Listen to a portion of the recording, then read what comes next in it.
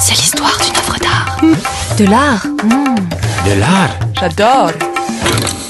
Cette figurine en roche volcanique, originaire du Mexique, a été réalisée entre 1350 et 1521 sous l'Empire aztèque.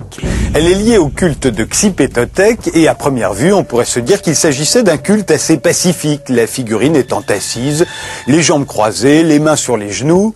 Et pourtant, c'est probablement le dieu aztèque qui inspira le plus d'effroi aux conquistadors espagnols. Xipétotec signifie notre Seigneur l'écorché en langue aztèque.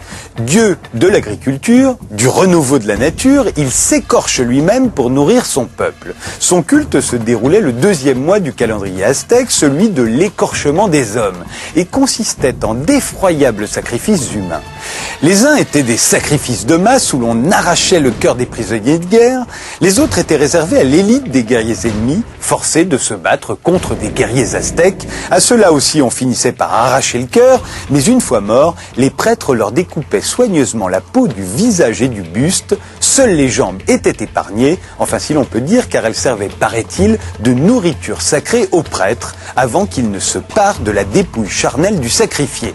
Oui, vous avez bien entendu, il portait la peau du mort comme un vêtement, son visage sanguinolent servant de masque. Et cela pendant 20 jours pendant lesquels il personnifiait Xipétotec.